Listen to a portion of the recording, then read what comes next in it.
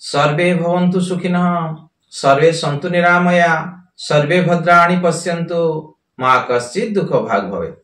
बंधुगण, मु कर्मकांडर पुरोधा ज्योतिर्विद श्री उपेन्द्रनाथ दास मोर ज्योतिष चैनल उपेन्द्रनाथ ज्योतिष केन्द्र को आपण मानक हार्दिक स्वागत जनाऊँगी। आमे तो यही ज्योतिष शास्त्र को पढ़ी चलीचे, आग को पढ़ी चलीचे, अधिक गभीर भीतर को प्रवेश करूचे। आउ मोर अनुरोध, आपण जेतेबेले मोर यही चैनल को देखुचंती सेतेबेले पाखरे खाताटी कलमटी रखंतु। आउ स्क्रीन उपर मु जहा नियम गुड़िक देखौची सेगुड़ टिपिकी रखंतु, सेगुड़िक भल भाव बुझंतु। आउ जो माने नुआ करी मोर ए पार्टी को देखुचंती आउ से माने मोर अनुरोध, से माने मोर मूलरू प्रति पार्ट को देखि देखि आसंतु। से माने आगो को आमे जते अधिक पढ़ी पढ़ी का जीवा, से जानी जानी का जीवा, सेतेबेले सहज बहुत हेबो। आउ मोर ए चैनल को सब्सक्राइब करंतु, जहा कि मोर आग को अपलोड होबाक थिबा वीडियो गुडी को सर्वप्रथमे देखि पारिबे। आमे तो आउ कुंडली रही द्वादश भाव रे ग्रह मानकर अवस्था विषय रे विचार करूचे, ग्रह मानकर विचार करूचे। आउ आमे पूर्व अध्याय रे कुंडली रो द्वितीय भाव रे ग्रह मानकर विचार करथिले। आज सेही क्रम रे आसंतु पढ़िबा, आउ सेही क्रम रे बुझिबा कुंडली रो तृतीय भाव रे ग्रह मानकर विचार। कुंडली खोलिक देखंतु आपनकर तृतीय घरे केउ ग्रह बसिचंती, सेही ग्रह मानकर विचार आमे आज करिबा। स्क्रीन उपरु ए नियम गुडी को टिपिकी रखंतु। जे माने नुआ करी मोर ए चैनल को देखुचंती से माने मोर पूर्व रु प्रथम पार्ट रु देखि देखि कासंतु, आगो को बुझिबा को बहुत सहज हेबो।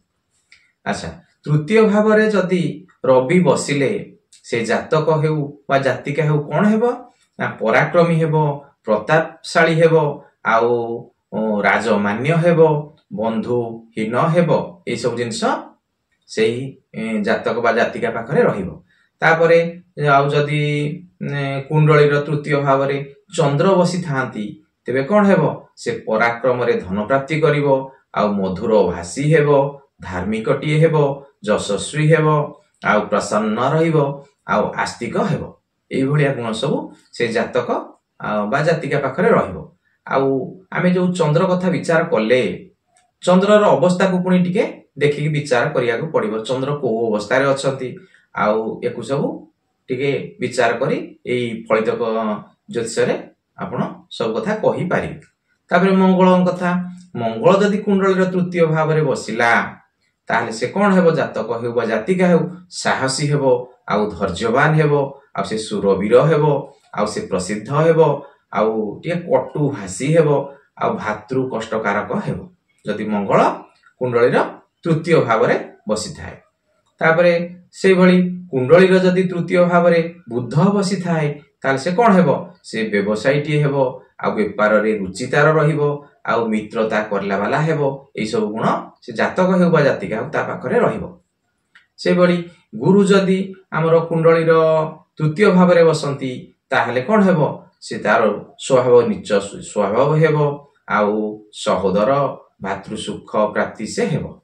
से भली शुक्र जदि कुंडली रो तृतीय भाव रे बसिला, ताहले से जातक हेबो जातिका हेउ कोन हेबो ना धनीटी हेबो, आउ कृपणटी हेबो, आउ आळसी हेबो, आउ विद्वान हेबो, पराक्रमी हेबो, भाग्यवान हेबो, चित्रकार हेबो, आउ पर्यटनशील हेबो। एई सब गुण ता पाखरे देखा देबो।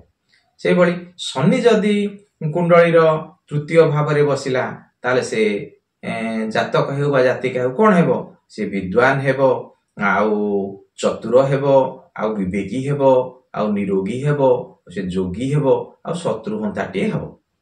शनि जदि कुंडली रो तृतीय भाव रे बसिला। से भली राहु, राहु जदि कुंडली रो तृतीय भाव रे बसिला, ताले कोन हबो से जातक बा जातिका बलिष्ठ हेबो, आउ विवेक युक्त हेबो, आउ विद्वान हेबो, प्रवासी हेबो, आउ दुर्घटनार शिकार ताकू बेसी भोगिया को पड़िबो, आउ से व्यवसायटी हेबो। ए भली गुणयुक्त रहिबो।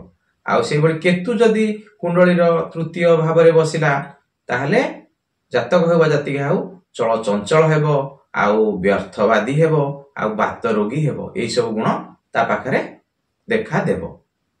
ଆଉ ମୋର ଅନୁରୋଧ, ଏଇ ନିୟମ ଗୁଡ଼ିକୁ ସ୍କ୍ରିନ୍ ଉପରୁ ଟିପିକି ରଖନ୍ତୁ, ଏହାକୁ ମନେ ରଖିବାକୁ ପଡ଼ିବ। ଆଉ ଯେତେବେଳେ ଫଳିତ ଜ୍ୟୋତିଷ ଆପଣ ପ୍ରକାଶ କରିବେ ସେତେବେଳେ ଏଗୁଡ଼ିକ ନିହାତି ଦରକାରରେ ଆସିବ, ଆଉ ଏଗୁଡ଼ିକ ମନେ ରଖିବାକୁ ପଡ଼ିବ। ଆଉ ମୋର ଏହି ଚ୍ୟାନେଲଟିକୁ ଆପଣ ମୂଳରୁ ପ୍ରତି ପାର୍ଟକୁ ଦେଖି ଦେଖିକି ଆସନ୍ତୁ, ଆପଣଙ୍କୁ ବୁଝିବାକୁ ବହୁତ ସୁବିଧା ହେବ।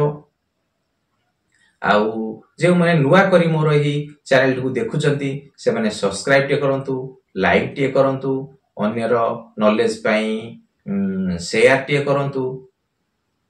ହଉ ରହୁଛି। ମୁଁ କର୍ମକାଣ୍ଡର ପୁରୋଧା ଜ୍ୟୋତିର୍ବିଦ ଶ୍ରୀ ଉପେନ୍ଦ୍ର ନାଥ ଦାସ।